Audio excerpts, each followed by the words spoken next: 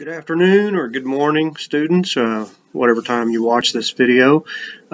Just wanted to remind you that we're getting close to the end of the semester, so this is our lecture on Chapter 15, which covers the topics of health, population, and the environment. Seems like a very timely time to have that discussion, so as we're stuck at home, with the pandemic, the coronavirus pandemic. So today we'll be talking about some of these issues. Sociologists are certainly very interested in things that impact people's physical and mental health, as well as the growth of populations. We know that populations can grow or can shrink due to a number of variables, and we'll talk about mortality rates and death rates and things of that nature. We'll talk about how sociologists look at this concept of being healthy and what it means to be ill and what it means to be healthy. Sometimes we look at those as if they're opposite sides of the same coin. You're either healthy or you're ill. But in reality, sociologists believe that being healthy involves more than just being free of illness. And so we'll talk a little bit about how sociologists tend to define health. We'll talk about demography, which, as I said, is really the study of how populations grow and change in size due to birth rates and mortality rates and things of that nature. What we've seen happen in the United States and in most industrialized countries is that the death rate has fallen very significantly, particularly for children. The infant mortality rate is going down significantly compared to earlier times in our human history. But at the same time, we see that the longevity, life expectancy has been on the increase. And so people are living longer, but they're having fewer children. But more of those children, a larger percentage of those children are surviving. But we also have immigration, as we talked about in I think one of the last couple of chapters that we talked about immigration patterns and how that has influenced the makeup of the racial and ethnic composition of the United States. So let's talk about some of these things. These are really important issues, and I know you guys are young. Most of you are much younger than me, and so health may not be a thing that really enters your mind a lot. When I was married to my now ex-wife, she had a daughter who, when she was 15 years of age, she was diagnosed with leukemia. And to be honest with you, health wasn't a real big issue for us until our daughter was diagnosed with leukemia. And then we spent 9 months in and out of hospitals with chemotherapy and all that kind of stuff, and multiple hospitalizations for low blood counts and things of that nature. So my stepdaughter almost passed away probably 3 or 4 different times due to plummeting blood counts in her blood. So it was a really rough time emotionally, and it took a lot out of the family, everybody in the family. And so you don't really think too much about health and illness until it strikes your family, and then it's an absolutely crucial issue in your lives, and it can dominate your lives, not just in terms of getting better and going to the hospital and doing all of those things, but in terms of the economic costs. And that's where the United States is really behind a lot of other countries in terms of providing health care for our citizens. We have tremendous technology and tremendous doctors and knowledge, and yet we still have a lot of people who die because they don't have access to proper health care. So here we are, the richest country in the world, the biggest economy in the world, and we can't provide adequate health care for all of our citizens. So we'll talk a little bit about that. It's part of this ongoing discussion about whether health care is a right or a privilege. And I believe that if we truly are the greatest country in the world, as we often proclaim ourselves to be, that we ought to be able to provide appropriate health care to all of our citizens.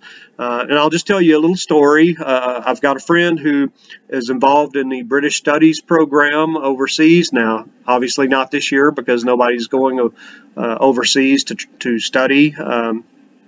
But for about 25 years now, he's been involved in the British Studies program. And about 10 or 15 years ago, he was over in London with the British Studies program, and he had some chest pain.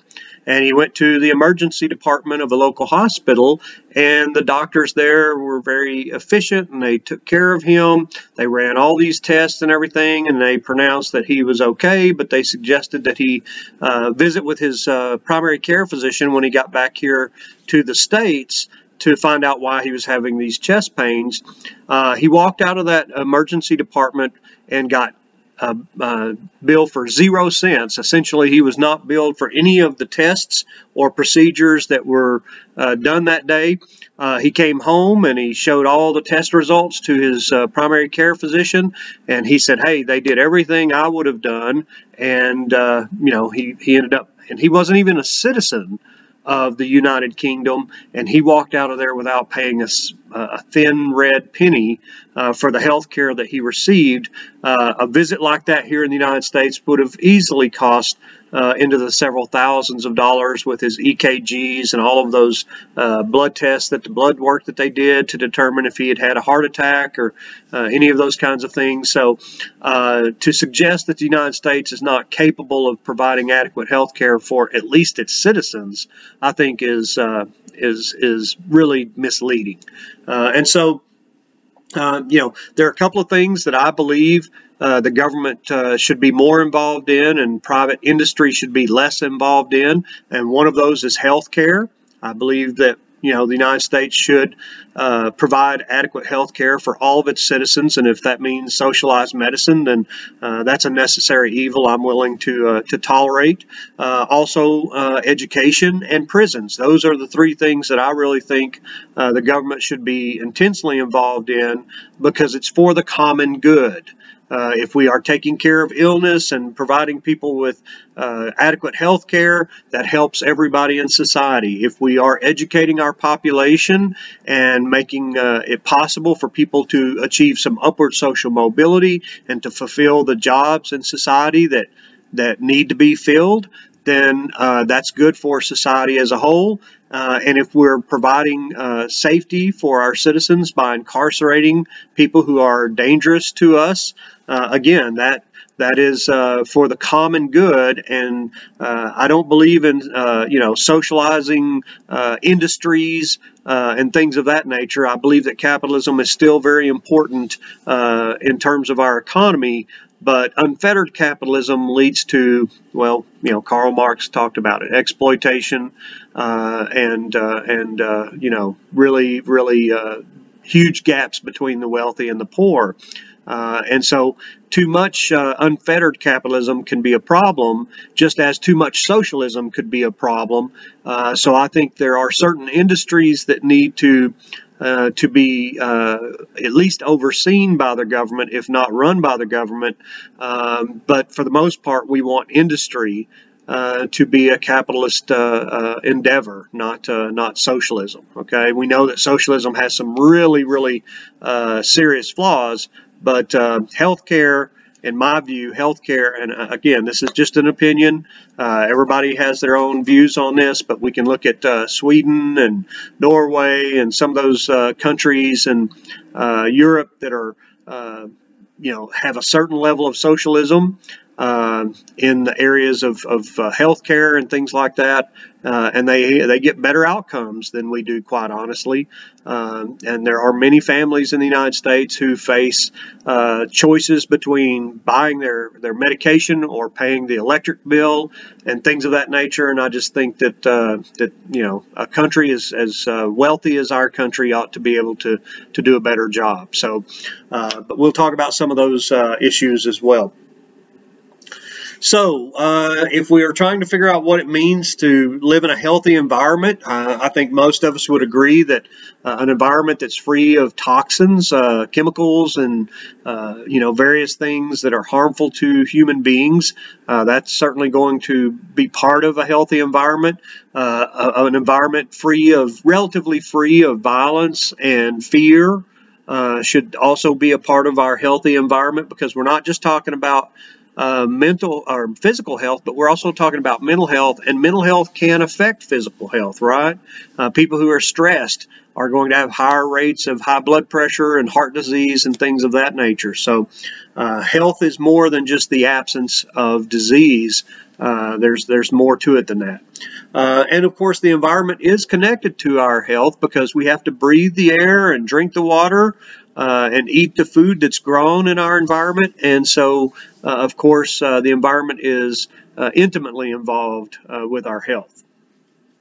And then we can look at different social classes, and we can see that different social classes have different outcomes, based on their socioeconomic status in our society. So these are all issues that sociologists would be interested in. Now, our textbook uses a definition of health that involves a state of complete physical, mental, and social well-being, and not merely the absence of disease and infirmity. And I think that's a great definition, because it does go further than just being free of disease. We're also talking about people's mental health, and when people are stressed and dealing with bills and having a crisis, a healthcare crisis, then that impacts their health. Maybe a family member, as I said, earlier in my example, you've got a family member that's ill, and you end up, even though I had insurance and my wife had insurance, when our daughter got sick, we still ended up owing about $20,000 in medical bills over a 2-year period of time for my stepdaughter. So this is a significant economic burden that American families have to deal with. And fortunately, with the Affordable Care Act, pre-existing conditions are now covered. But President Trump has vowed and has tried repeatedly to kill the Affordable Care Act. He refers to it as Obamacare. It wasn't really Obamacare. It came from Mitt Romney. Was one of the ones who was the architect of the Affordable Care Act many years ago. But because it came into being under President Obama, people call it Obamacare. But it was really just a way of trying to prepare and protect consumers when they have catastrophic illnesses, and to try to ensure a larger percentage of the population, which the ACA was very effective at doing. We had about 44 million people who were without insurance before that. That shrunk to about 16 million. But the potential health care of another 28 million Americans is at risk now if indeed the Affordable Care Act doesn't survive a legal challenge that the Trump administration has opened up in the Supreme Court. So we'll see what happens with that going forward. Health and illness are social constructs. In other words, we decide what it means to be healthy. We determine that a temperature over 98.6, significantly over that, involves an infection and therefore some illness. But there are some biological influences there, but human beings determine what it means to be sick. My dad was probably ill a number of times over the years with the flu and things like that, but because he refused to acknowledge it, he would just get up and go to work in spite of how crummy he was feeling. He had a different social construction of illness than a lot of us did. Now, when he had his heart attack, he ignored the first one, but the second one he was not able to ignore. And of course, the tests that they did, the various tests that they ran on him, determined that he had a number of arterial blockages that would kill him if they weren't addressed. So individuals define themselves as healthy or sick based on a lot of different criteria. And of course, someone who complains a lot about various symptoms and the doctors are not able to find a cause for that are often looked at as malingerers. People will assume that they're just faking it, trying to get out of work or whatever. But unfortunately, you know, we can't measure someone's pain externally. They can tell us how much pain they're in, but it's really virtually impossible to identify how much pain another individual is in. And so we really are the ones who decide if we're feeling healthy or feeling ill. So it's important that we kind of be in touch with our bodies and understand what various symptoms mean. And, you know, sometimes I'll get up in the morning and maybe I've got a little bit of a headache because I didn't drink any caffeine the day before, and I'm going through some withdrawal. So rather than jump up and assume that I'm ill, I might grab a Diet Dr. Pepper and drink that, and now the caffeine is in my system and the headache goes away. So it's kind of important that we know our bodies, you know, have a good understanding of how our bodies operate and what our pain threshold is and all of that. And if you've been to a physician complaining of physical complaints and they don't acknowledge that and don't seem to be able to find a reason for those complaints, and you know that you're in pain, I suggest you keep looking, go to different doctors, try someone else. You may eventually run into the doctor who is able to tell you what is causing your pain, and it may involve having to go to a pain management team or something like that if you have chronic pain. But these are all important issues that affect not only the lives that we lead, but the quality of those lives. You know, pain and illness is not just doesn't just shorten our lifespan if it's untreated, but it can also affect the quality of our lives while we're here and functioning fairly well. Okay, so it's also important to consider how health can vary in different situations and in different cultures. Different cultures certainly deal with things differently. For example, some Native American tribes have a word for cancer that basically the sore that doesn't heal. And so it's been kind of hard to convince Native Americans who might be suffering from some symptoms that could be the result of cancer to go and seek treatment because in their minds, you know, cancer is essentially a death sentence, and so they do have higher rates of mortality from cancer because they're less likely to seek treatment because of their culture. But as we start to understand different cultures a little better, we might understand also how to help people from those cultures who are experiencing some health impacts, okay? So functionalists are going to say that being sick has to be controlled because if too many people start, you know, claiming to be ill and not going to work, that impacts negatively our ability to have a functioning economy. And so we don't want to release too many people from their responsibilities, their societal responsibilities at one time. They're going to talk about the sick role and how it develops. The sick role is defined as societal expectations about the attitudes and behavior of a person being viewed as ill. People are exempted from their normal day-to-day activities when they're ill. They generally don't suffer blame for their condition, although in terms of you know, mental health, that may not always be true. People who are ill are obligated to try and get healthier, and physicians function as gatekeepers for the sick role. So the physicians can help to determine if someone does need to be off work. We can get a note from our doctor that, you know, gets us some time off work without repercussions and things of that nature if it's a serious illness. And so all of these things are part of our you know, our healthcare system. And so again, functionalists are going to be interested in what makes those systems function more smoothly, right? When we think about this in this way, there are some people who criticize this focus on the sick role, and they say that patients' judgments regarding their own state of health may be related to their gender, age, social class, and ethnic group.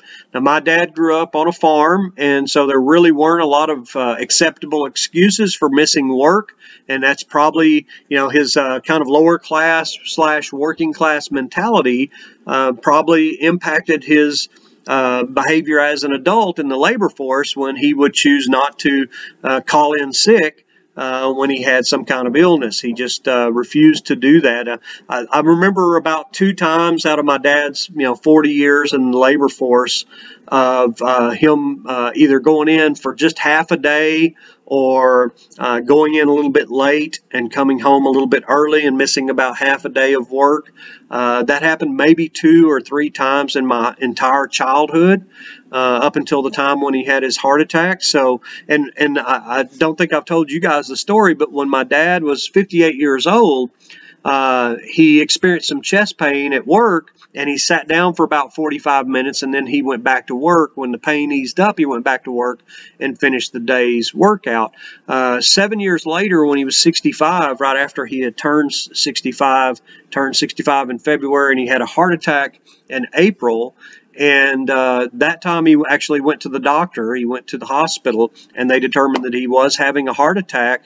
And when they did the bypass on him, they did a quintuple bypass on my dad. And when they did that, they found that he had an area of his heart that had been damaged by a previous heart attack. And so the doctor, when he came out, he told us, he said, well, we bypassed 5 arteries. We would have done a 6th, but that artery went to a part of the heart that was so damaged from a previous heart attack that there was no need to bypass it. And so when we went in and my dad was under anesthesia, I said, Dad, they said you'd had a previous heart attack. He knew exactly when he had it. He told us the story of when he was working at this place, and it was about 7 years prior to this heart attack. And he told us, about sitting down and waiting till the pain eased up and going back to work. And he never told anybody that he was having chest pain. And he went another 7 years before the heart attack that almost killed him and put him in hospital for a quintuple bypass. And since then, he's had 3 new pacemakers put in. They put them in about every 6 years. So it's been about 18 years, actually about 19 years since his heart attack that resulted in the surgery. So I'm very thankful that he's here with us. It was a close call, and only the great technology and skill of the surgeons that he had have allowed him to live this long. And I'm thankful for every day that I have with my dad at 84 years of age. Access to health care. Unfortunately, he was on Medicare at the time. He had retired. He was had just turned 65, and his care probably would have been well over $1 million, and there's no way we could have afforded that. So in his case, he was covered. I think if congressmen and congresswomen who serve our country as officials have high quality health care, they don't deserve any better quality health care than you and I deserve as citizens of this country. But again, like I said, I know that's an opinion. Not everybody agrees with me, and that's okay. All right, the sick roll may be more applicable to people who are experiencing short-term illnesses than to those who have recurring long-term illnesses. So that sick roll of, hey, you have a responsibility to get well, and yes, we're going to excuse you from some of your responsibilities till you're better. That really only works for people who have kind of short-term illnesses and injuries and things of that nature. But those who are facing health care issues that are much larger and more chronic and long-lasting, they don't really fit into that same category. They have kind of some unique challenges that go along with them that kind of exclude them from that sick roll that we were talking about. Even simple factors can affect one's willingness to assume the sick roll. Things as the impact of socialization into a particular occupation or activity. If you're an attorney, you may feel like you can't afford to miss work, that you have to go in and work, and you've got these cases that are coming up, and you just you have to work 60, 70, 80 hours a week no matter what. That can be pretty impactful on the family and on the person's health. Now, conflict perspective is going to, of course, we know they're going to focus on the inequality. So they're going to focus on the fact that not everyone has equal access to health care, that wealthy people are able to get procedures that most of the rest of us either have to delay or we have to plan them out. And we have to work with insurance companies to try to help get those things done if we're lucky enough to have insurance. Conflict theorists would say that the medical profession has an officially approved monopoly of the right to define health and illness and to treat illness in our society. So they're going to say doctors have a lot of power, and as consumers of health care, we really are kind of like the proletariat in that we have to kind of do what the doctors tell us and listen to them and allow them to define if we are healthy or ill.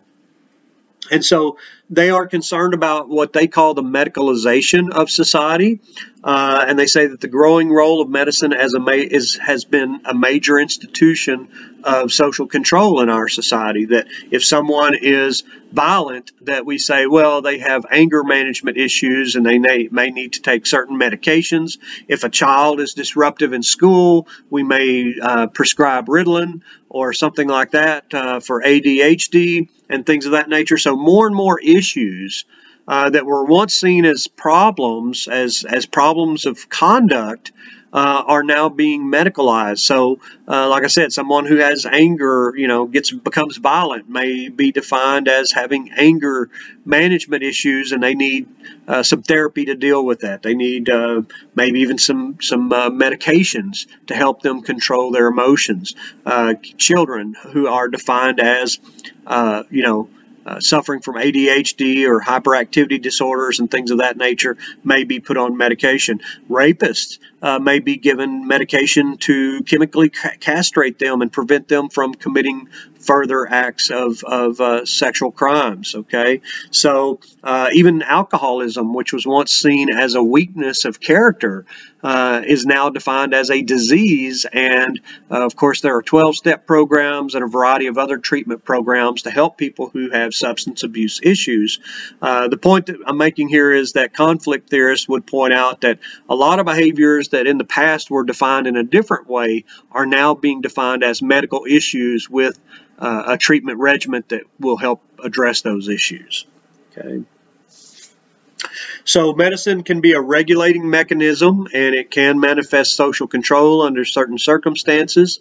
Doctors have greatly expanded their domain of expertise in recent decades, where we've grown to understand more about how the brain works and how the pleasure centers in the brain work and how substances can stimulate those areas of the brain. And so we're getting a better understanding of addiction and how to deal with it. We now have medications that we can administer to someone that will keep them from experiencing the euphoria of getting high, and that reduces the craving for various chemicals because they no longer achieve the high that they received when they took it before. Physicians can determine and control the various courses of treatment that surround a particular illness or behavior. When a problem is viewed using a medical model, it can be more difficult for common people to discuss it and to have some kind of decision or some kind of say in the decision-making process. So once issues become defined as medical problems and doctors start making recommendations and start planning treatments, it becomes more difficult for lay people to take a role in that decision-making process. Fortunately, when my dad had his heart attack, my wife at the time was an RN who had done a lot of work with heart patients, and so she was able to kind of help us make good decisions for my dad. But not everybody has a family member who can do that. If you do, you're very lucky. And of course, my mom is an LVN, so she has had a lot of time treating patients and things of that nature too. So my wife and my mom were able to kind of make a lot of good decisions for us in regards to what we should be doing in terms of my dad's illness. Medicine retains absolute jurisdiction over many healthcare procedures, and so it can be very difficult for people to be good consumers of healthcare. In the past, we had this attitude that doctors were almost viewed as gods, and therefore, when they said something, we had to listen to them and do what they told us. More recently, I think we're understanding that doctors are not infallible. They can make mistakes. The tests can be wrong sometimes. depending on what kind of tests we're talking about. Tests miss things, doctors miss things. And so it's important for us to be consumers of healthcare and to educate ourselves so that we make good decisions about healthcare as we go forward and try to deal with acute and chronic illnesses. So, as I said, the conflict theorists are going to talk about how there are all these inequalities in terms of healthcare. We see that poor areas tend to be underserved because medical services concentrate where people are wealthier. So if you want good quality health care, you don't want to go to a small town that's, in a pretty economically disadvantaged region. You want to go to the cities, particularly cities that are growing and vibrant and have a decent socioeconomic structure in them. You're going to have more physicians in those cities, and you're going to have greater opportunities to get quality health care there. The United States has about 25 physicians per 10,000 people, and that's probably an adequate number if everyone had equal access, but because if you live in the Appalachian Mountain region, you may go years without seeing a physician, and there may only be a few physicians in the towns that are 20 or 30 or 40 miles away, and those physicians are very busy because they are serving a large population. And so we do have pockets of the United States that are underserved by healthcare professionals. As we said, because those healthcare professionals, particularly the good ones, are going to gravitate towards the larger communities where there's more money to be made. And when we look at all African nations, if we combine all African nations, we see that they have fewer than one physician per 10,000 people. So clearly we're much better off than most people in Africa because there's just an absolute shortage of doctors and other healthcare professionals in African nations. But here in the United States, even though we have about 25 physicians per 10,000, they're not equally distributed, and therefore we do have pockets of the country where healthcare is much more difficult to come by. The United States also has had immigration policies, as we've talked about before, where we encouraged people to immigrate to the United States if they had skills that could benefit us. This has resulted in what we call brain drain, and brain drain is defined by our textbook as the immigration to the United States and other industrialized nations of skilled workers, professionals, and technicians who are desperately needed in their home countries. So we had a shortage of nurses some years ago, and I was teaching in a nursing school when this shortage began to appear on the horizon, and we were talking about how we really needed to work harder to try to produce enough nurses to deal with the shortage, because we had all those baby boomers who were nurses who were beginning to reach retirement age, and so we had a lot of people retiring, and they were retiring faster than we could educate nurses to replace them. So what we did then is that we started pulling people in from Canada and the Philippines and other regions of the world to fill that void, and so that was good for us. You know, we had more nurses and respiratory therapists and all this kind of stuff, but the countries, the home countries of those doctors and healthcare professionals suffered as a result. They lost a lot of talent to the United States because we were experiencing a nursing shortage. So brain drain is a key way that core nations can enhance the quality of life at the expense of developing nations, and so conflict theorists would certainly be interested in the global inequality that it results as a result of the United States, trying to, and other industrialized nations trying to increase the quality of healthcare in their countries at the expense of those who are smaller and maybe less developed and less industrialized because of the cost of living and the ability to make a better salary and have a better life here in the U.S. and other countries. There are differences in infant mortality rates around the world that are at least in part due to the inequality and the unequal distribution of healthcare resources based on the wealth or poverty of nations.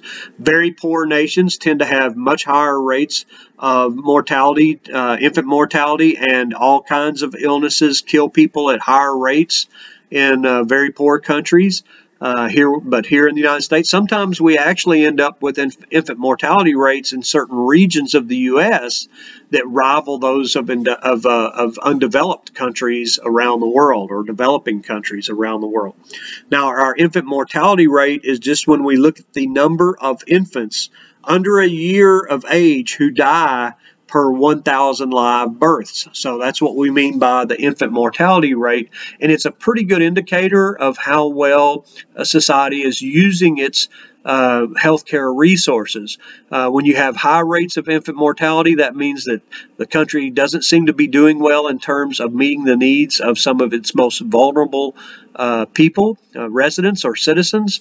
And so when we look at various states and counties within the United States where we have very high infant mortality rates, it's not because there's a lack of available health care to the country. It's that it's distributed in such a way that very poor regions may lack access. And so I think there's plenty of doctors and hospitals and medications and things to handle normal, normal health conditions. Of course, this pandemic is stretching that to its very limits. But under normal circumstances where you have people dying of natural causes, we have adequate resources, but they're not always put in the places where they need to be to best meet the needs of all American citizens. As I said, if you live in a mountainous region of very poor farming community or coal mining community, there may be a great need for health care, but it may be woefully inadequate. Okay. So if you look at the inequalities in healthcare table in figure 15-1, this is infant mortality rates in selected countries, and we are the largest economy in the world, and we often make claims of being the greatest country in the world, and if that were indeed true, then we should have the lowest infant mortality rates, right? Well, we do have fairly low infant mortality rates compared to much of the rest of the world, but if we just look at the, 1, 2, 3, 4, 5, 6, 7, 8, about a dozen countries in figure 15-1, we see that the United States has about 5.8 infants dying before the age of 1 year of age per 1,000 live births. And that's higher than Japan, Sweden, the Czech Republic, and Canada. And this is not all countries. These are just select countries that we're looking at here. And so 5.8 is certainly much higher than we'd like it to be. It's over 2 times as high as the leading country, which is Japan. But when you look at the Central African Republic or Pakistan, Afghanistan, and Haiti, and some of those countries, you see that our infant mortality rate is tiny compared to those developing nations. So we've got it pretty good here in the U.S. in terms of infant mortality rates. It could be better. We could be there with Japan, but we're certainly not in those very, those developing nations that have very, very high rates.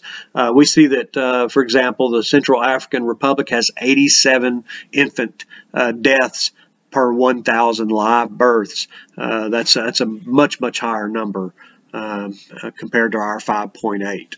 But it could be even better, right? Now, the interactionist perspective is going to, of course, we know they're a more micro-level approach, and they're going to look at the roles that patients and physicians play and how they interact with each other. And they're going to, for example, look at how doctors communicate.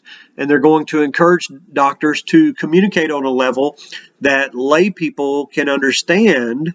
And they're going to really focus on the kinds of language that doctors use when they're interacting with patients to try to make sure that doctors are doing a good job of communicating with patients in a way that they understand what their problems are and what the potential solutions might be. They're also going to focus on the learning that takes place as doctors learn to be physicians and how they develop their bedside manner. If you guys have ever watched a British television show, Doc Martin, you've got this guy who is a very, very skilled surgeon who develops a blood phobia, and so then he becomes a general practitioner, a role that he's not real well suited for because he lacks empathy and he lacks social skills. Very skillful doctor. He makes these diagnoses and prescribes the appropriate treatment, but he is very distant and hard to get along with and incorrigible, really. It's a great show, but and I know that's a fictionalized account, but you've got this doctor who doesn't have good people skills, and that's a part of being a physician as well. And symbolic interactionists would want to look at how we can better train doctors to listen to their patients and really empathize with them and to be more caring. They would say that that would be a better doctor than someone who may be very, very skilled but have very poor people skills. They would also look at the impact that the computer screen has on doctor-patient relations and interactions. If you've gone to the doctor recently, your doctor may have spent the whole time with their head, plugged into the computer as they were entering information, or their nurse, when their nurse was doing their vital signs checks, where they're doing your blood pressure and all those, temperature and all that, weight. They may be so focused on their screen that they're not really paying attention to you, and that can both turn you off, and they can also miss some things as they're going through that because they're not paying attention to you. They're looking at their computer screen. So that's another thing that symbolic interactionists would look at, is how has this, computerization of medical records and this focus on getting everything into the computer, how is that impacting the doctor-patient relationship? Now, labeling perspective, we've talked a little bit about labeling. That's a symbolic interactionist approach that really focuses on how people attach labels to different behaviors and different actors. Labeling theory can help us to understand why certain people are viewed as deviants, whereas others whose behavior is similar are not viewed as deviant. Labels that are associated with illness commonly reshape how others treat us and how we see ourselves. We started treating people a little more humanely when we started looking at substance abuse, alcoholism, and other substance abuse as diseases rather than as personal character weakness. There was a time when, somebody who was an alcoholic was just viewed as someone who didn't have a good moral fiber. They were just a weak person with no character, and therefore they were looked at in a very, stigmatizing way. Today, alcoholism, I think, is looked at somewhat differently. We do see it as a brain illness and a mental health issue, as well as a physical health issue, and that does reduce some of the stigma. But I think there's still some stigma associated with alcoholism and other substance abuse. But sex addicts, gambling addicts, this view of addiction as being an illness rather than just a weakness has probably helped a lot of people come forward and seek treatment who otherwise might have felt ashamed and been unable to come forward. So there are some concerns about electronic health records and all of that, the negative labels that can be used based on that information. If you find out that someone has a mental illness, their likelihood of committing suicide is higher, and therefore insurance companies might be reluctant to insure people based on some of the information in their medical records. I mean, if I could look at somebody's genetic makeup and look at their history before I issue life insurance or health insurance to them, I would probably make some decisions on the basis of that information that might not be in the best interest of those people who are trying to get insurance, right? And so those are some very serious issues and concerns. And then if we look at something like homosexuality, up until 1974, homosexuality was viewed as a mental illness. It was only in the DSM-IV that we really radically changed our view of mental illness. And so this just, again, reemphasizes that the way that we define something has a tremendous impact on how we as a society try to address that and how we see the people who are affected by those characterizations and those definitions. So, social epidemiology is the study of the distribution of disease, impairment, and general health status across a population. Some of the first people that really started doing this a lot were people who worked in insurance companies as actuarial experts. They would look at, how many people are dying of heart disease, how many people are dying of car accidents, how many people are dying of smoking-related illnesses, high blood pressure, and things of that nature.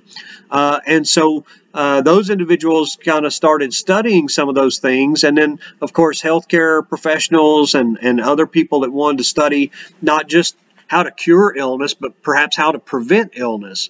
If we know that tobacco products pose a significant threat to people's health, then we can educate them about that and hopefully get them to avoid becoming addicted to those nicotine products, those tobacco products, and therefore we can have a lot of people who end up living longer because they are not poisoning themselves with all the chemicals that are in cigarettes and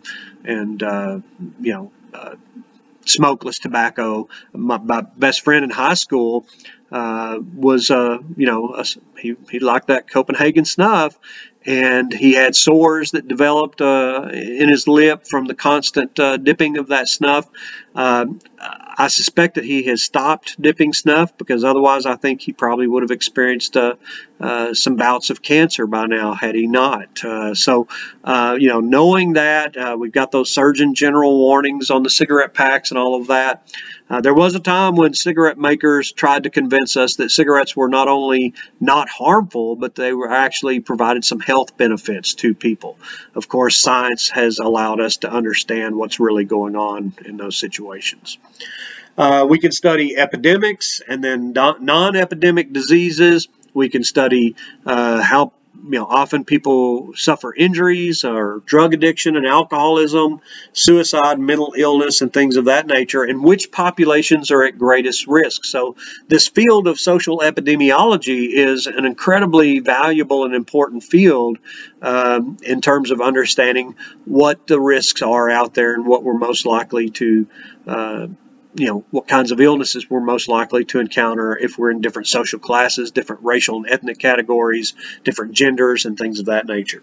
And so they also study things like morbidity rates. Morbidity rates are the rate of disease in a population given as the number of reports per 100,000 people.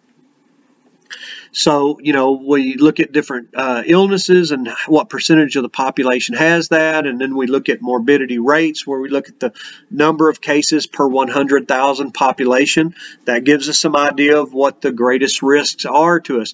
If we just compare raw numbers, it doesn't help us a whole lot because we know that population sizes vary from one community to another, but when we start looking at rates, the number of cases per 100,000, then we can compare even in situations where a community is very small and only has a very small number of cases, we can still compare rates, and that gives us some idea of what's going on in terms of health and disease, okay?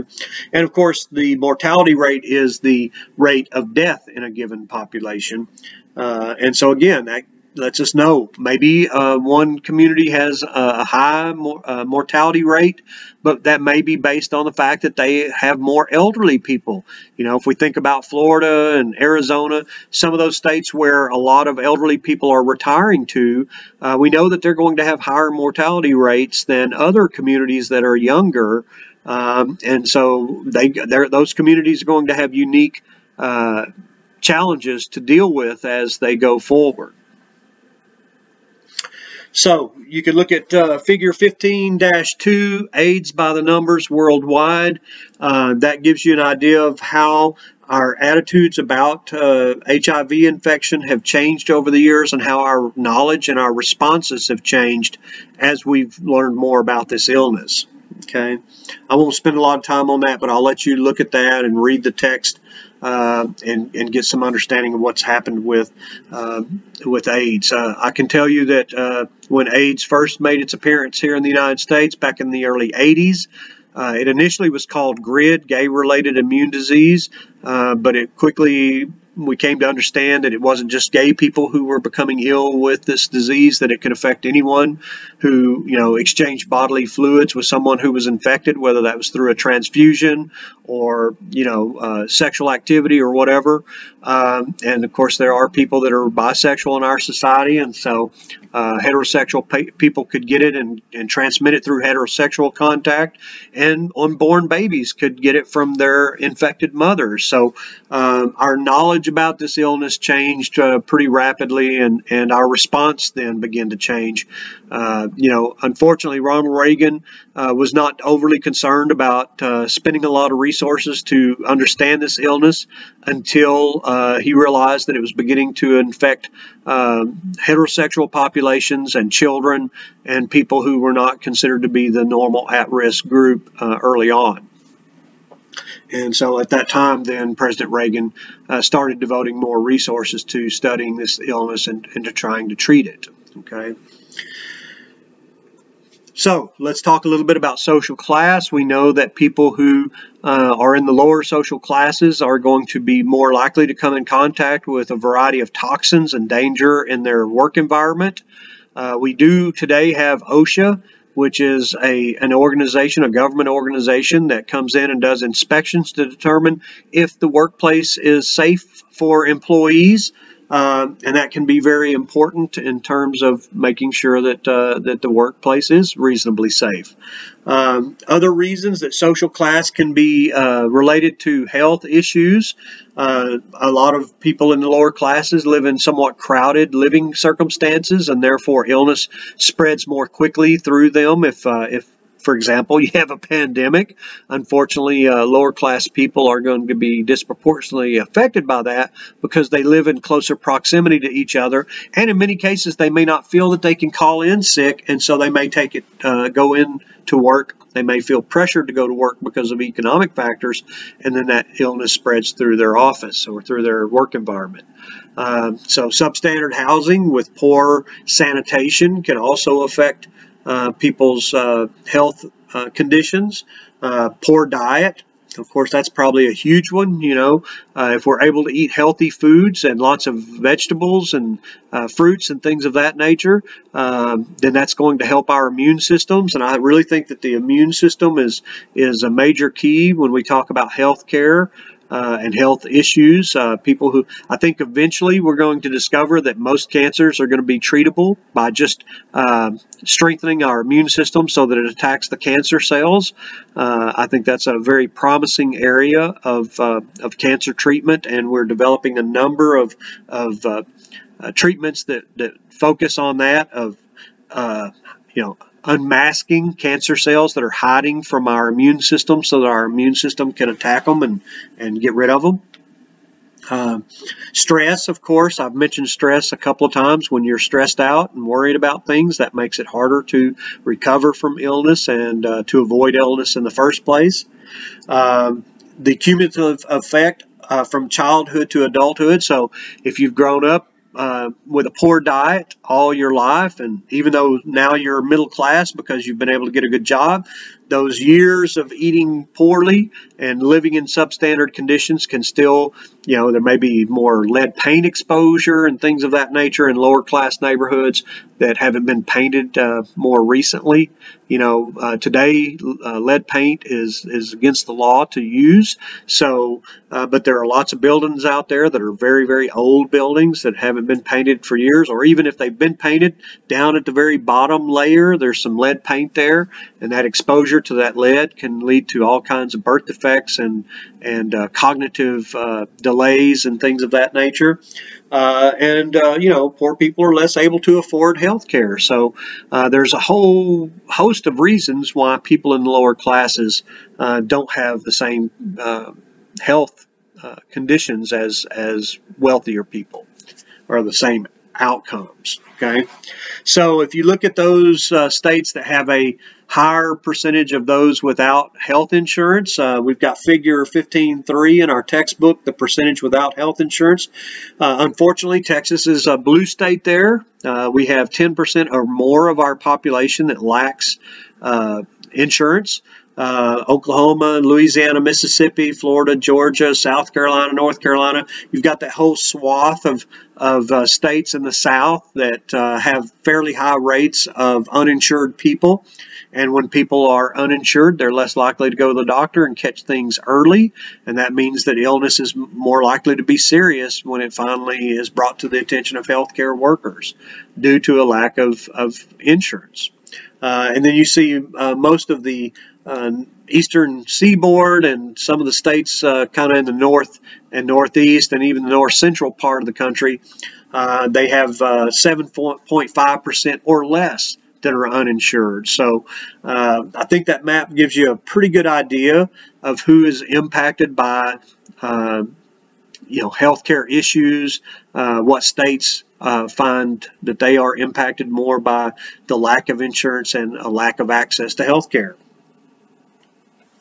Race and ethnicity also can play a role due to cultural differences. People may come from a culture that advocates that certain diets are more desirable, and that may lead to greater or worse health outcomes.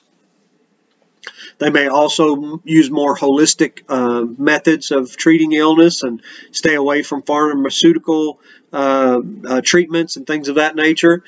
We see that poor economic and environmental conditions are manifested in high morbidity and mortality for some of the racial and ethnic groups that we've looked at before.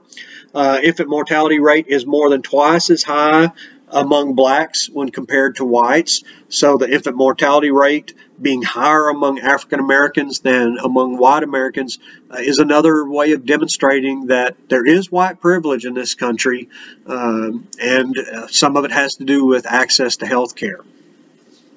Discrimination and racism do occur in healthcare. We do have some providers who may have racist thoughts and feelings towards other groups, and they may see it manifested in that way.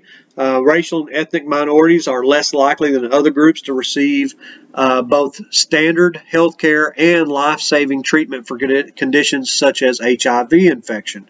If you look at a segment of society as being less than the rest of society, then it becomes very easy to see how those individuals might be given fewer resources when it comes to trying to address healthcare issues. So when we require working class people and lower class people to go to work in the middle of a pandemic, we are putting their lives at risk and deciding that they are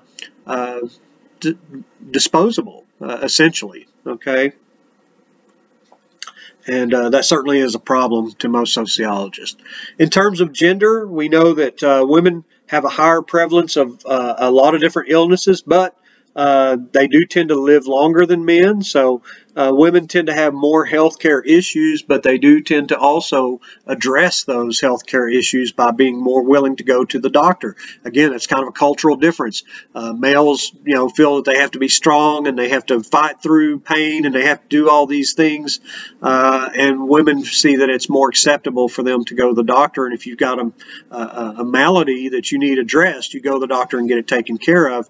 And that often can result in better overall health because they're willing to address the problems that males may, cover up or deny. Some of the reasons why we theorize that women live longer than men: lower rate of cigarette smoking, lower alcohol consumption, lower rate of employment in dangerous occupations, and a greater likelihood to seek treatment. But also, even if we think about teenagers, impulsive behavior among males is much higher than impulsive behavior among females. So you'll often have teenage boys who suffer injuries and even death as a result of kind of daring, dangerous behavior, and females are not excluded from that, but they're less likely to engage in those kinds of dangerous behaviors. According to the conflict perspective, women are particularly vulnerable to the medicalization of society. So we also need to keep that in mind, that because they are more likely to seek assistance, some of their complaints may be formalized into this medicalization of society at some point. In terms of age, we know that as people get older, they become more likely to have some chronic illnesses. I've always been in pretty good health overall, but once I turned 40, I noticed that my eyes didn't seem to work quite as well. It wasn't that my eyes were bad, my arms got too short. I couldn't read things, so I had to start using readers, and that's really the only time I read or use glasses is when I'm going to be reading. But I've noticed just in the last few weeks that now my vision at a distance can sometimes, there are some days when it's really sharp and some days when it's a little blurry. I also had a little issue about a year and a half ago where I noticed that my blood sugar levels were getting pretty high, and I've had to change my diet and try to be more active to avoid developing type 2 diabetes. And so that's a constant concern for me. I check my blood sugar multiple times a day, most days, because it is something that is a concern to me. Both of my grandmothers suffered from diabetes later in life, and I'm trying to avoid that by monitoring it. And I'm not taking any medications yet, but that may, if my efforts to monitor and change my diet and engage in more exercise are not successful, the next step is to use pharmaceuticals to try to maintain an appropriate glucose level in my blood. So that's a very serious issue for many Americans. Diabetes is a very serious illness resulting in the loss of limbs and every health care issue. Every illness is made worse by diabetes almost without fail. So, diabetes is a very serious illness, and I'm taking it seriously. And I would suggest that anybody that is having some high blood glucose levels to take it very seriously because, diabetes is really a very severe illness. But almost half of older people in the United States deal with arthritis. I'm beginning to start to feel some arthritis in some joints. Being a baseball player in my high school days and younger, and then still playing softball into my late 20s, being fairly physically active has left me with a lot of aches and pains, and arthritis is certainly a part of that today. Many have visual or hearing impairments. When I was in college at the age of 20, I was told that I had some significant hearing loss in my right ear. But they told me, if you're not doing whatever you were doing before that caused that, then just be careful. And I don't know, maybe it was the rock concerts that I attended or all the quail hunting I did with the shotgun that caused the hearing loss. But my hearing hasn't deteriorated too much in the last few years, but it is certainly something that you become aware of. And my dad, my 84-year-old dad, he's finally given in to wearing a hearing aid, because otherwise he's left out of a lot of conversations because he just can't hear what's being said. So,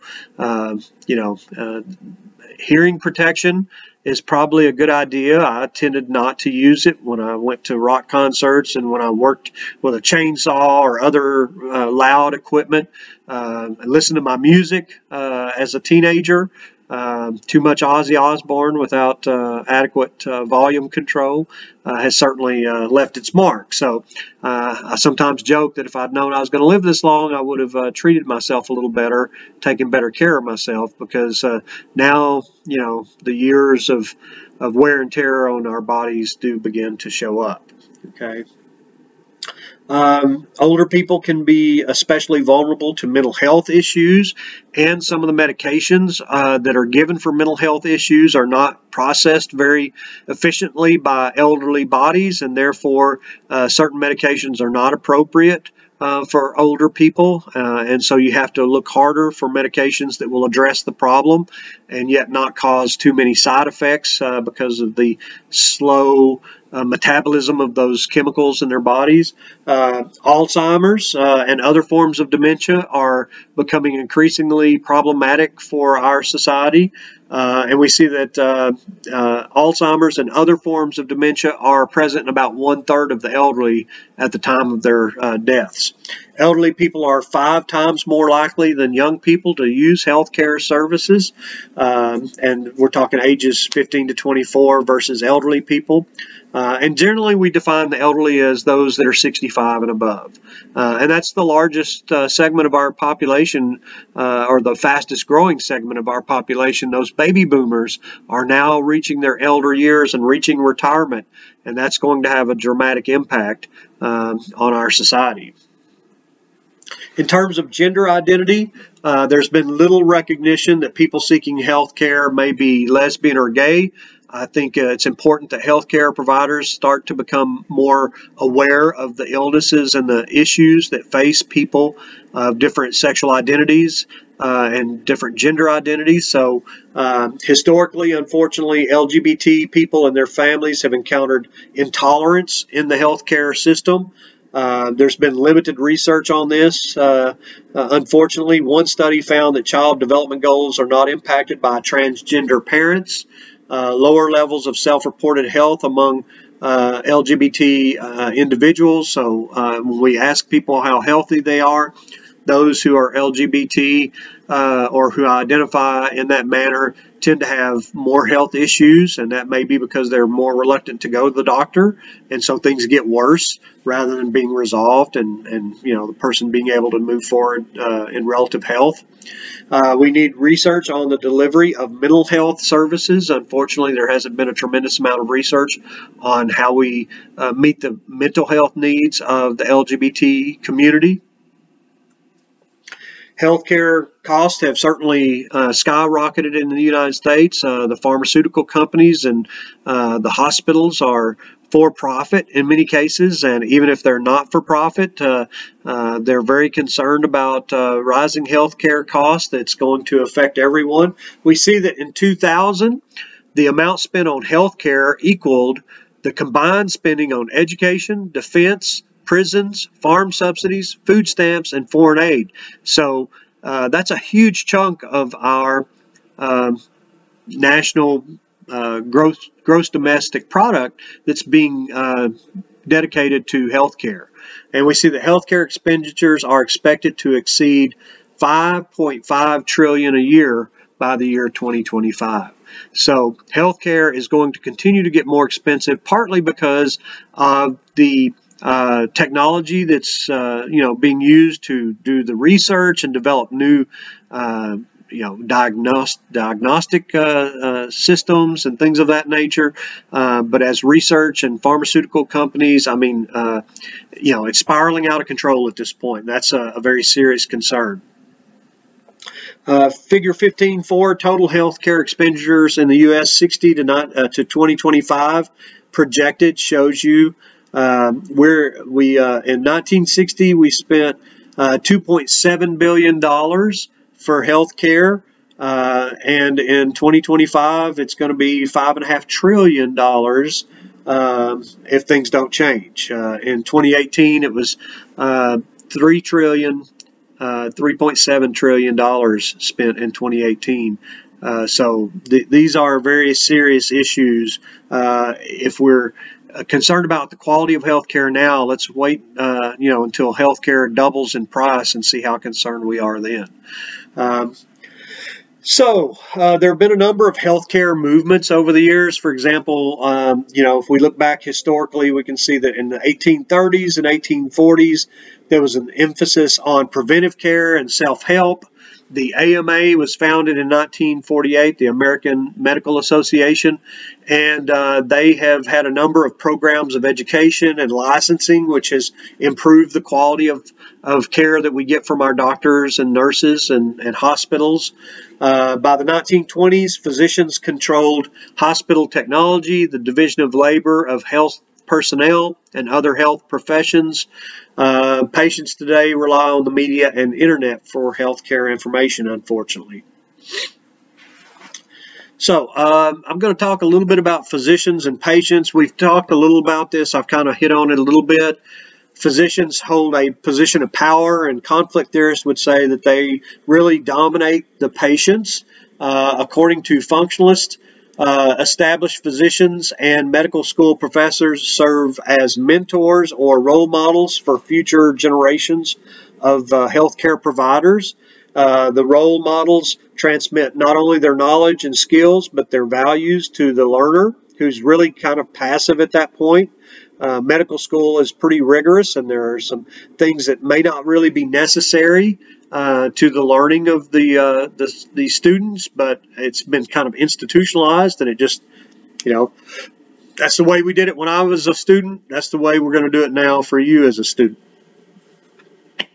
Interactionists will emphasize that students are molded by the medical school environment as they interact with their classmates. So they are going to point out that it doesn't, just because it's been that way for the last 40 years doesn't mean it has to be that way going forward for the next 40 years. Both approaches argue that physician training in the United States leads to a rather dehumanizing patient-physician relationship. Patient overload and cost cutting by hospitals have undercut positive physician-patient relations, and publicity about malpractice suits and high medical costs also strain our relations. So today we're talking about alternative health care. We hear more and more people talking about alternative health care, and we see that when non-mainstream practices are combined with conventional medicine, it's considered complementary. Okay, if a non-mainstream practice is used in place of conventional medicine, we consider it alternative. Holistic medicine involves looking at all aspects of the person's environment, their physical, mental, emotional, and spiritual characteristics, and the environment in which all of this is occurring in. So holistic approaches look at the whole person and the whole situation, not just the specific physical complaints that they might have. Okay. So alternative to traditional medical care can involve things like chiropractic medicine for people who are suffering from pain, acupuncture, respiratory exercises, and the use of herbs as remedies. Some practitioners of alternative medicine have medical degrees, and we see that 80% of the people who live in the poorest countries use some form of alternative medicine. My grandmother would have all these little old wives' tales that she would say, well, if you do this, then if you're having this problem, then you use this, My mother still grows a certain amount of aloe vera plants, and if she gets a burn, she will use, rather than going to the doctor or rather than buying something to treat that burn, she'll use the gel or the juice of the aloe vera plant, and it does help those burns heal faster.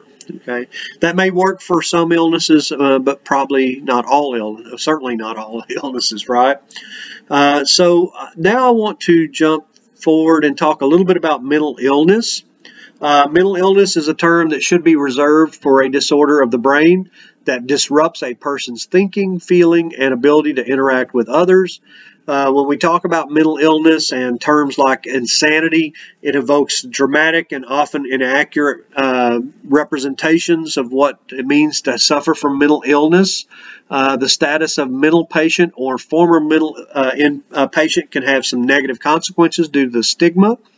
I think a lot of people are coming forward and talking about their problems with mood disorders such as depression, bipolar disorder, even some people are discussing schizophrenia and some of those issues. And so the stigma is growing a little less today than it was in the 70s and 80s, but there's still significant stigma associated with having a mental disorder. I've talked, I think, previously about my own issues with depression, clinical depression, and I was on antidepressants for about a decade. But right now I'm antidepressant free, and that's a good thing. It's nice to be able to experience life and have pleasure and joy without having to resort to pharmaceuticals. But if I get to a point where I'm struggling with my mood again, I will very quickly resort to going back to the doctor and getting back on some antidepressants, because you know, I know that that's a serious thing that I have to be aware of and I have to prepare for, and if it happens, I have to jump on it before it gets to the point of being a serious problem and affecting the lives of the people around me that I love. So you know, mental health issues are not a lot of fun, and nobody really wants to have to take a medication in order to kind of feel normal and to be able to interact and enjoy life. But sometimes that's necessary, either due to chemical processes in our brain or life events or whatever. And if we need those medications, we should certainly pursue getting better. Therapy can also help, you know, having someone to talk about the challenges that you experience in life and the mood issues that you're experiencing. Therapy can be a good thing, and so I highly recommend therapy. I highly recommend you know, chemotherapy or pharmaceutical responses if that becomes necessary. You know, far too many people have tried not to admit that they had a problem, and it's resulted in, you know, catastrophe for them and for their families. So I think it's important that people address mental health issues just as you would physical health issues. But as we said, there is a stigma associated with mental illness, and we see that since the 1950s, people have been more likely to equate mental illness with violence, and most people who are schizophrenic are not a danger. In fact, we see that the majority of people in prison do not suffer from schizophrenia, and the majority of schizophrenics are not in prison or in a mental institution. If they're compliant with their medications, they can live relatively normal, healthy, happy lives. But if they are non-compliant with their medication, if they refuse to take their medication, then it can become a very serious problem. And so data does not support this connection between mental illness and violence. The numbers just don't support that you're at more risk of someone who's suffering from mental disorders. But, you know, unfortunately, that's the stereotype that we have. So now I want to jump on to, I want to go forward and talk a little bit about population. As I said earlier, sociologists study population changes. We call them demographers, and they study things like fertility rates, mortality rates, migration patterns, and immigration patterns. And so these demographers have been telling us for about the last 20 years that the dominant white group in America is going to soon become a minority in terms of numbers. They're going to be a numerical minority. We're going to have more people who are minorities, Hispanic Americans, Black Americans, and other racial and ethnic groups are going to outnumber the white population, and that's going to present some changes for our society. And so, you know, this is not a surprise that we're starting to see a number of states become, or cities become majority minority. You know, demographers have been telling us for some time that this was happening. Fertility refers to the level of reproduction in a society, and it can have a lot of factors. Certainly there are some cultural factors in terms of how many children are desirable in a particular society. We're not an agricultural society anymore. We're a post-industrial society, and so kids are not seen as an asset who can go out and work in the fields for you, but they're seen as a liability, somebody that you have to, a mouth that you have to feed while you're trying to meet all the other economic demands on the family. And so, you know, fertility rates can have an impact. Fertility rates can also decline not just because of cultural reasons, but because of health. People who are in poor health tend to have fewer children than people who are in good health. So, you know, that's a variable that plays a role in fertility as well. Now, the reason that all of this is important is because as the population continues to grow, people like Thomas Malthus have postulated that we don't have an infinite supply of resources. We don't have an infinite supply of electricity and energy. We don't have an infinite source of pharmaceuticals and health care. We don't have an infinite source of food. At some point, as the population continues to grow, Thomas Malthus and others have suggested that at some point the population of the planet may exceed our ability to produce enough food and other resources to take care of those folks. We're now at what I think 7 billion people on the planet, and environmentalists will tell you that we're having greater levels of pollution in our environment, in the air, in the water.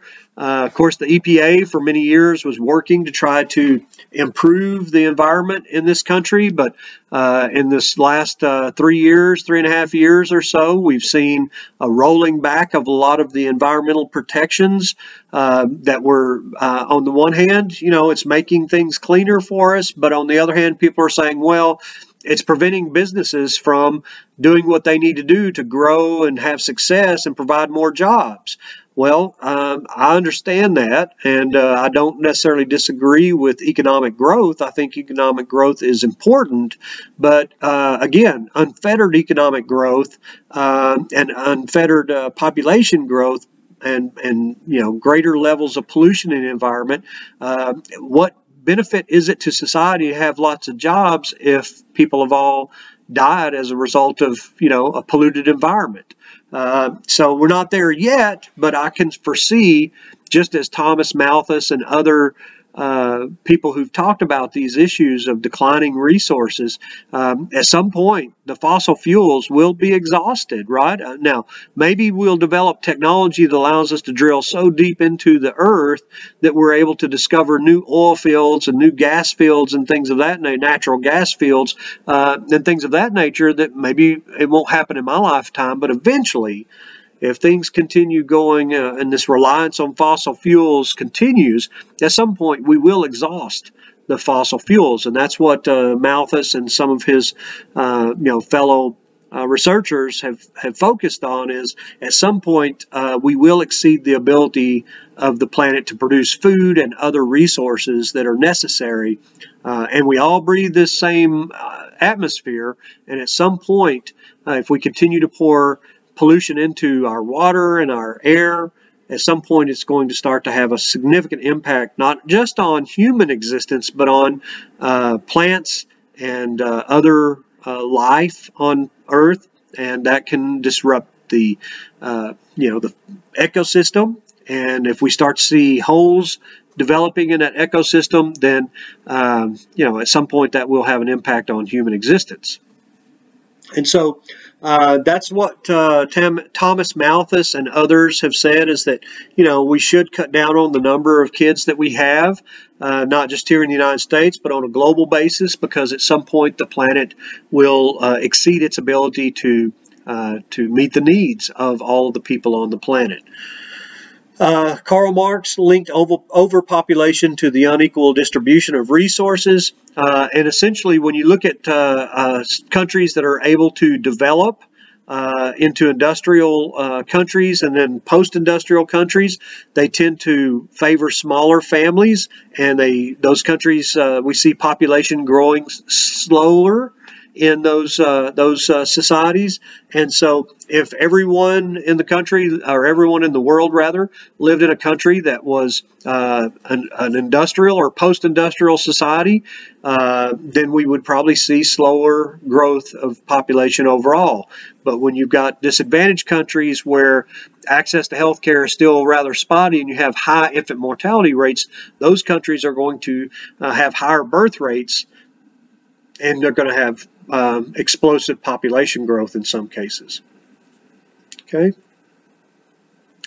So we use the census every 10 years to take a count of the people who live here in the United States.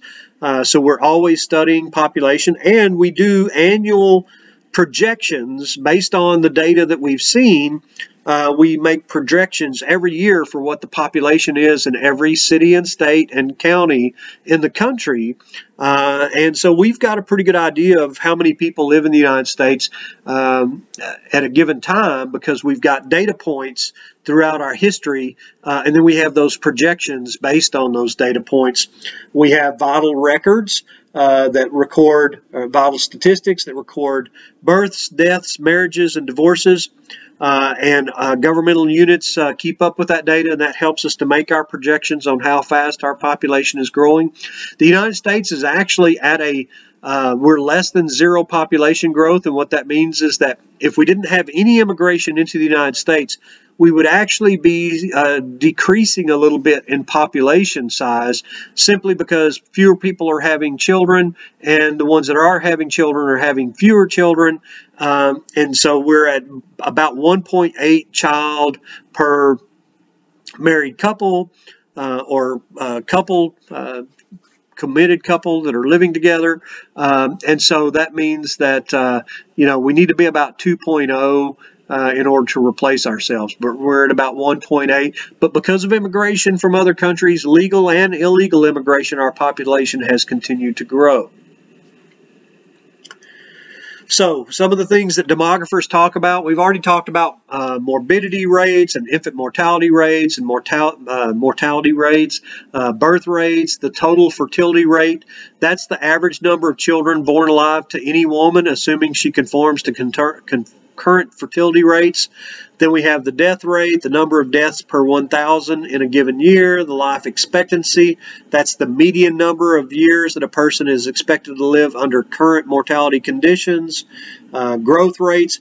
All of this is very important, and it's important because it impacts the demands that we make on our environment, and that's the other part of this chapter, is the environmental aspect. We have air pollution, water pollution, we have various chemicals that are being injected into the cattle that we use for milk, dairy cattle, and so we get all those hormones in our systems through the milk that we drink.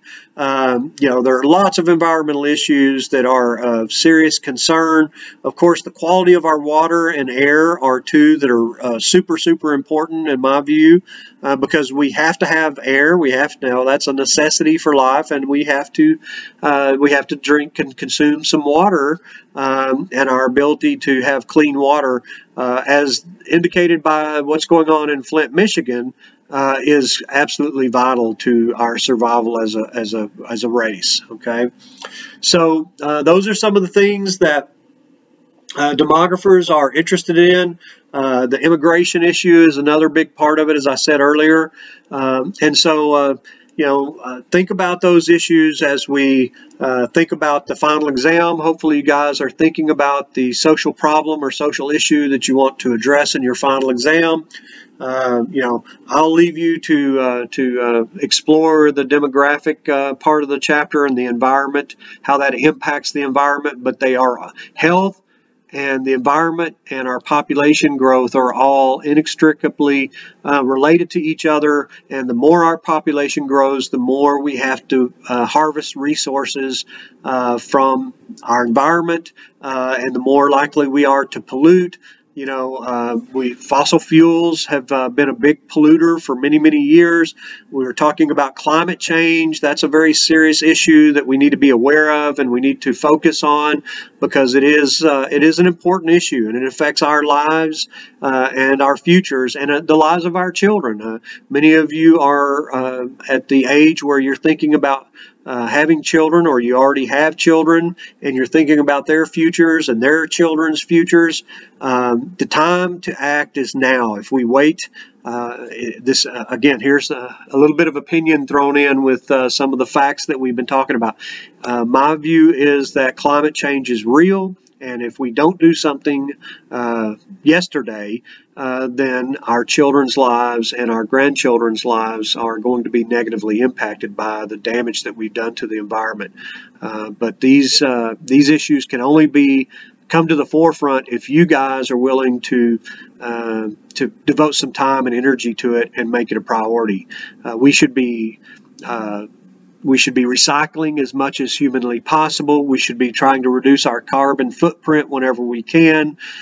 Yes, sometimes it's just not possible. If you're pulling a trailer and you're going, camping in a big fifth wheel travel trailer, you have to have a big vehicle that can generate the horsepower to pull that thing. So you're not able to drive in an electric car at that time. I understand that, the contingencies of life sometimes dictate that we can't do everything humanly possible to reduce our carbon footprint and our environmental impact. But if we're turning off lights when we can, if we're not wasting water by letting the sink run too long, and if we're conscious of those things, if we got a toilet that leaks in the house and we repair that toilet so it doesn't leak anymore, that saves the water that's being run through the processing plant into our home, and so maybe that helps. And if we all do everything that we can think of to do to try to clean up the environment, then it can have a very positive impact, and we can see things be reversed. I mean, it wasn't that long ago that American eagles, the bald eagle, was endangered and on the near extinction list, but we got rid of DDT and other harmful pesticides, and now we see a flourishing bald eagle population in the United States. And that's,